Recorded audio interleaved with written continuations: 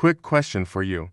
Have you ever bought something you absolutely did not need, and then told yourself, I deserve this, or hey, it was on sale, or maybe even, it's an investment? Well, here's the truth. Your brain is actively tricking you into overspending. It's not about your lack of discipline. It's not your personality, and it's definitely not your income. The real culprits are your cognitive biases, and they are emptying your wallet. Most of us think overspending is a self-control issue, but it's not. It's an evolutionary feature. Think about it. Your brain evolved in a world where food was scarce, resources were unpredictable, and survival meant grabbing opportunities the second they appeared. So, naturally, your brain absolutely loves immediate rewards, scarcity, novelty, and social approval. And guess who knows this? Companies, marketing experts, the apps on your phone, they've all figured this out. Your impulses aren't the real problem here. It's that your environment has been perfectly engineered to exploit your brain's ancient biases. Today, we're diving into the 7 specific biases that make your wallet cry, and more importantly, how you can outsmart them. Let's start with the first one, the reward bias, also known as dopamine discounting. Your brain overvalues anything that gives you an instant hit of pleasure. This is why you choose to buy that expensive coffee right now instead of saving the 200 pesos for later. It's why you buy new clothes for that little hit of excitement. It's why you mindlessly add things to your cart when you're feeling stressed. Saving money feels like nothing happened. Spending money feels like something exciting happened. This bias runs on emotion, not logic. Next up, the scarcity bias. You've seen it everywhere. Only 3 items left. Sale ends tonight. Limited edition. When you see these messages, your brain reacts as if your very survival is at stake. It triggers an ancient fear. You're not actually buying the item.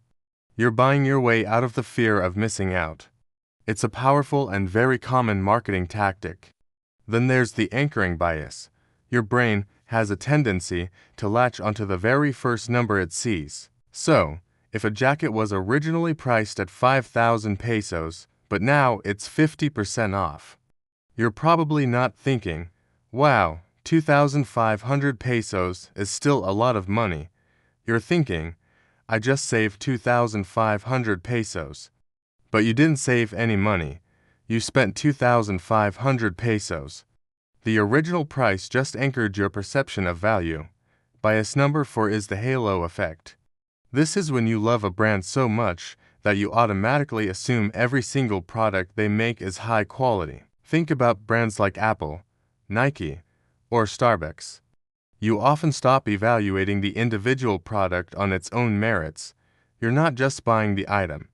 You're buying the identity boost that comes with being associated with that brand. Number 5. Social proof bias. We humans are herd animals. We follow the crowd.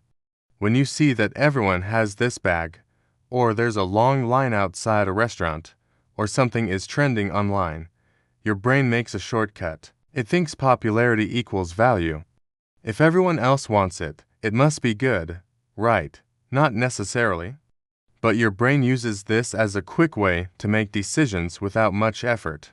Now for bias number 6, and this one is dangerous, the sunk cost fallacy. This is when you've already invested so much time, money, or effort into something that you feel you have to keep going, even if it's a losing battle. That gym membership you never use. You keep renewing it because you don't want to feel like your past payments were a waste. You're literally losing more money just to avoid feeling guilty about the money you've already lost. And finally, number 7, the optimism bias. This is the voice in your head that says, future me will be better with money. Future me will save. You believe that the future version of yourself will magically have more discipline, even if the past version of you never has. But here's the reality check. Future you is not a superhero. Future you is still you, with the same brain and the same biases. So, what's the real reason you overspend? Here's the twist. You're not really buying items. You're buying feelings. You're buying relief from stress, validation from others, a sense of identity, a feeling of status, or a moment of control. Spending is a form of psychological soothing. Your brain is using money as a coping mechanism for underlying emotional needs. But the good news is, you can fight back. You can outsmart your own brain, and it doesn't have to be painful.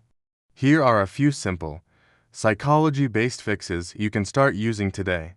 First, delay the reward with the 10-minute rule.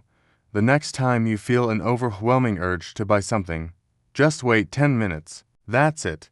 This short pause is often enough for that initial dopamine spike to pass. You'll be surprised how many of your cravings simply die out before the timer even ends. Second, use the "would I buy it twice?" test before you purchase something.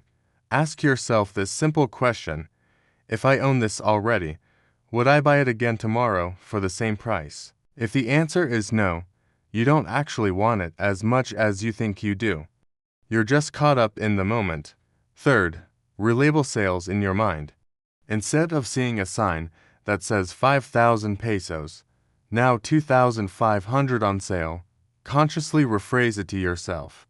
Ask, do I want to spend 2,500 pesos today?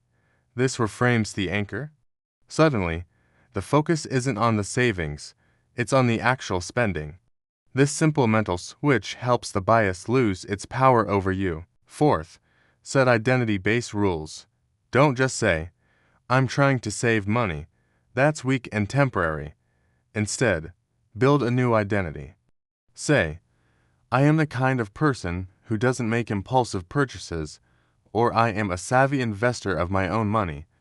When you tie your actions to your identity, it becomes much more powerful than relying on fleeting motivation. Identity always beats willpower. And fifth, limit your exposure. This is maybe the easiest and most effective tip of all. Your brain can't want what it never sees. Unfollow all those shopping pages and influencers that make you want to spend. Turn off notifications from shopping apps. Remove your saved credit card information from websites. Don't try to fight temptation every day, just delete it from your environment. So, to wrap it all up, overspending is not a personal flaw. It's a predictable pattern created by deep-seated psychological biases. Your brain is wired for impulse, your environment is wired for profit, and your wallet is caught right in the middle of it all. But once you understand these biases, you can start to recognize them in your own life. And once you recognize them, you take back control. If this helps you understand your brain a little better, just wait until you see how these same biases shape your relationships, your career goals, and your entire identity. Make sure to follow the show, so you can take back your mind one bias at a time. Thanks for watching.